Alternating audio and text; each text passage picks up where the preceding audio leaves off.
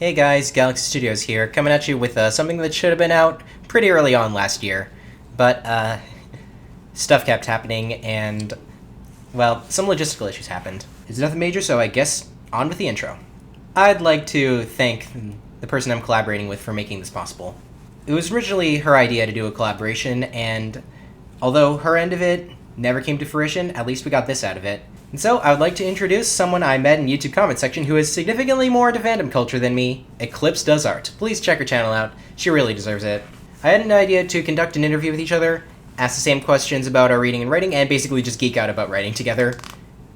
And we did all three of those things. Fair word of warning though, Eclipse has no filter. There will be some uncensored swear words throughout this video, so if you're a kid in my audience, you have been warned. Anyway, on with the interview. The first question I asked was, how did you get started writing? And I'm gonna let Eclipse take the lead on this one. Enjoy. Also, when she sent the audio to me, Eclipse included this really cute placeholder frame of Luke Skywalker. I like it so much that not only is this gonna be my stand-in for Eclipse during the video, but I'm gonna be using this close-up of a drawing I drew of the Wizard Lord Phoenix from Bloons Tower Defense 6 as my own avatar. Anyway, enjoy Eclipse's response. I didn't so much get started as much as I didn't stop. Because, when you're a kid, you draw, you make up stories, and the reason I think that most people stop doing that is because they get told that they're not good at it or that they're doing it wrong. But, you gotta keep at it if you want to get good, and, I am one of those people who not doing something creative would be like cutting off an arm. So, even in middle school, I was, making these, weird crossovers in my brain.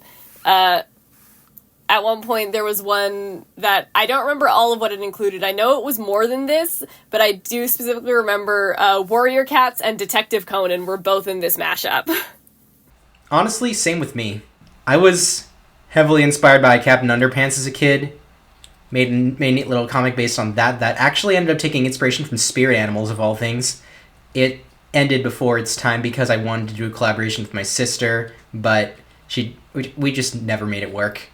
Anyway, after that, I just kept writing stuff, I guess. I wrote a story for my sister's birthday that one time. That one took a bit of inspiration from the one where the main character gets trapped in a Gopher video game and at the end has to take down a computer virus taken the form of a wizard named Marlin. If anyone in the comments knows what book I'm talking about, please let me know. Sometime during high school, I made a continuation of Stickman Tournament numbers 1 through 4 by the YouTube channel Sabney. I am dead serious. This thing lasts this thing goes on for an insane amount of time. I'll introduce what I'm currently working on in a couple questions. Second question, who are your biggest inspirations when it comes to writing? And I'll be going first here. Honestly, Uncle Rick. He's my favorite author and has been for years. I love the way he tackles first-person narration in Percy Jackson, and how he transitioned quite seamlessly to third-person in Heroes of Olympus. I love all of his narrating styles, I love a lot of his characters, I love the stories he tells. I love how he manages to keep everything straight somehow, for the most part, while keeping a lot of the characters not straight. And as for my other inspirations, Akira Toriyama. Rest in peace. He has been my measuring stick when it comes to action, and how to write fight scenes. Well, him and Sandrovich, at least in his prime. Those two and Hirohiko Araki are what I consider to be the gold standard when it comes to action scenes in manga for vastly different reasons. Akira Toriyama was the best artist I have ever seen at handling three-dimensional space during action. Araki was unmatched when it comes to technical narratives, and Sandrovich is insane when it comes to choreography, while not being far behind Araki in terms of technical narratives either. Yeah, that's really all I have to say. Back to you, Eclipse. Overall, Sir Terry Pratchett, hands down. I've been working my way through the Discworld books as of recently, but they've been, around me since I was a little kid, because my dad loves them. I think he might have been into Discworld since before he met my mom, but just the way that Sir Terry Pratchett writes, it's incredible prose, it's hilarious, it's heartrending, and the infamous Pratchett puns.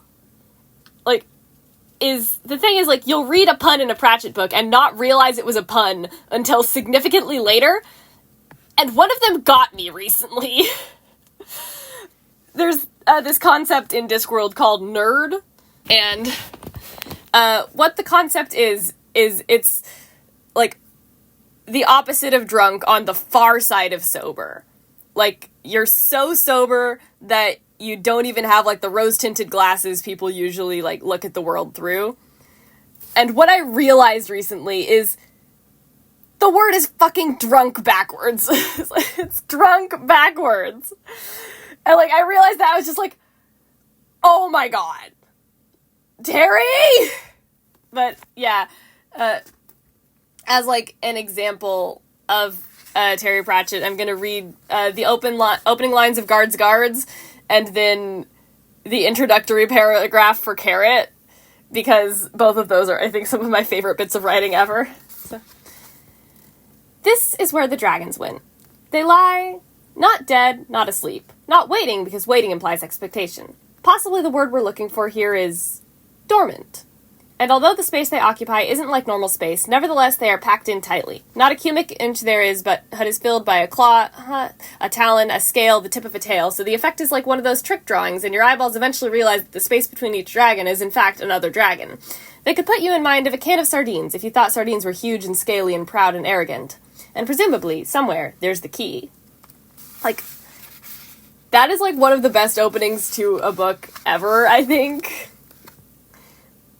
And then, now pull back briefly from the dripping streets of Ankh-Morpork, pan across the morning mists of the Disk, and focus in again on a young man heading for the city with all the openness, sincerity, and innocence of purpose of an iceberg drifting into a major shipping lane. Yeah, more recently, though, I've gotten into Star Wars Legends, and holy fuck, Timothy Zahn is a good writer. He wrote the Thrawn trilogy, and, like, if you like Star Wars and you haven't read the Thrawn trilogy, do. It's incredible. I really especially like the way he describes hyperspace. And just the way that he writes Mara as a character, too. Like, she is an incredible character. I absolutely love her. And the way that her and Luke's dynamic is written in the Thrawn trilogy, like, I realized this the other night, and instantly inflicted this epiphany on my partner, is they're written like a gay anime pairing. In the Thrawn trilogy, there's never, like, any explicit confirmation of, like, either of them having romantic feelings for each other. I mean, yet, because we know they get married in the end. But it shows in the way that, like, Luke especially acts around her.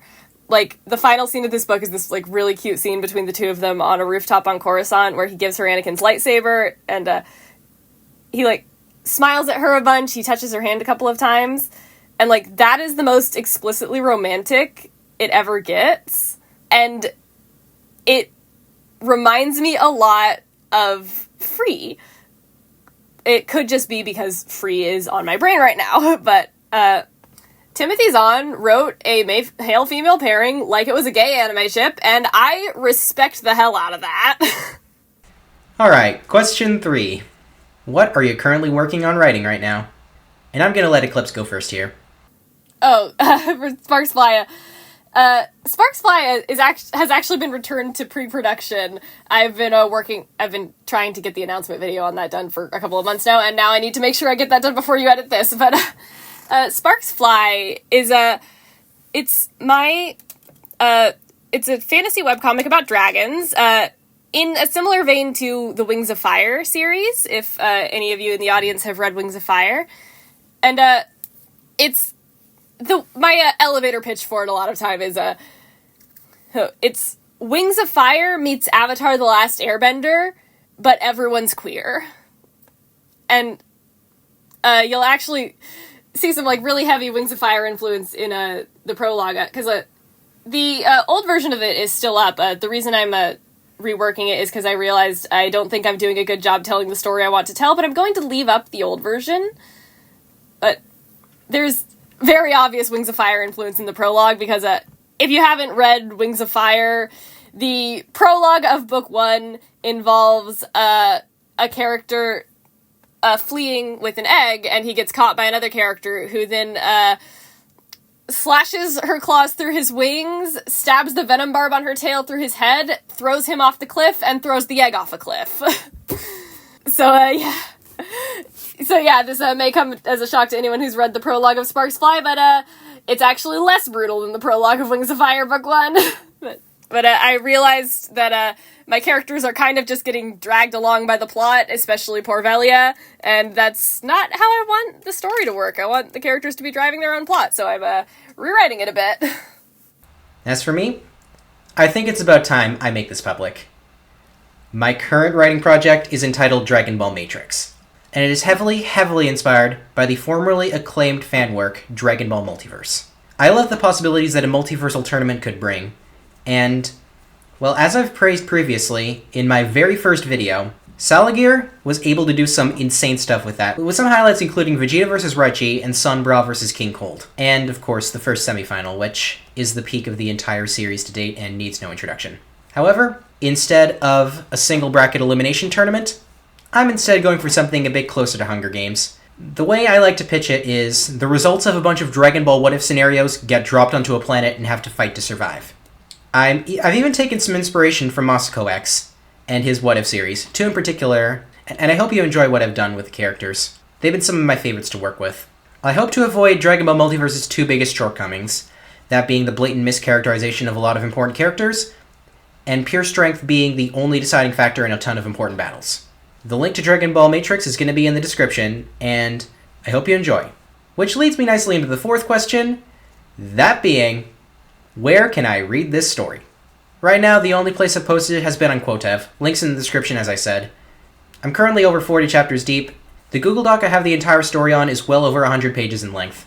And although I am close to being done, there's still quite a bit to go. Back to you, Eclipse, because I know you've got a lot to say about this. I will probably end up, making it a new little comic theory website once I get the new version up and running, but currently you can read what's currently up at sparksflydragons.thecomicseries.com. And that concludes the interview. Thank you all so much for watching. This has been an honor. Thank you for having me on, Galaxy, and I will see you in the next one. Eclipse out! But before we go, I think it's only fair I mention something, and that's that this interview kinda got quite a bit off track. We spent quite a long time talking about Star Wars, and although I didn't record my end of the audio, Eclipse certainly recorded hers. Well, I proudly present to you the best moments of the entire interview. I'm so sorry, Eclipse. Bye, guys. 4th time's the charm! Terry! Fuck Phalia, all my homies hate Phalia, that guy is an ass. Here's 2 solid paragraphs of how hot Izard is! Carol and, the friend that she left behind on Earth and, later her came back to, I think they should have been gay. Assuming you're talking about, last time I trusted someone, I lost an eye. There is a lot of, implied characterization there that, falls flat with the reveal that it got clawed out by the cat. Don't get me started on Endgame. I will not poke the bear. I will not poke the bear. I am actually currently writing bits and pieces of a free Star Wars AU. How to Train Your Dragon's awesome. When the war has lasted 20 years, the Dragonets will come. When the land is soaked in blood and tears, the Dragonets will come. Find the sea wing egg of deepest blue, wings of night shall come to you. The hardest egg in mountain high will give to you the wings of sky. For wings of earth search through the mud for an egg the color of dragon blood, and hidden alone from the rival queens, the sandwing egg waits unseen. Of 3 queens who blister and blaze and burn, 2 shall die and 1 shall learn. If she bows to a fate that is stronger and higher, she'll have the power of wings of fire. 5 eggs to hatch on brightest night, 5 dragons born to end the fight. Darkness will rise to bring the light, the Dragonets are coming. There's probably a slime tutorial of it somewhere on YouTube. Mean Girls, but it's 1989 slime tutorial. I got 1 bit of joy out of seeing that movie. There was this little old lady. Her opinion on Raylo was about the same as mine. Where they were having a kind of romantic moment where I just hear her yell, "Don't kiss him!" And then later when they actually do kiss, I hear the same lady go, "No!" I refuse to believe that Palpatine fucks, okay? Have you seen the Galaxy of Adventures animated shorts on YouTube? The animation, yes, it is YouTube Kids. It fucks severely. I have 4 solid minutes of just us going on about Star Wars. Ah! Domino Squad! Domino Squad! Ah! I think Echo needs a hug. Actually, there's very few Star Wars characters that don't need a hug. The fact that Rex ends up with the rebellion and Cody ends up on the side of the Empire, because it's opposite to their Jedi, I'm gonna kill Dave Filoni. I love that he's literally too angry to die. Given that she's not in Revenge of the Sith, their options were to either shuffle her off stage or kill her, and I'm glad they didn't kill her. Was Umbara the one with fucking Pong Krell? Fuck him, man. Can we talk about D. Bradley Baker? Every single clone! There is no mistaking a Cody line for a Boyle line for a Waxer line. Oh my god! Sir, your power? He's Perry the...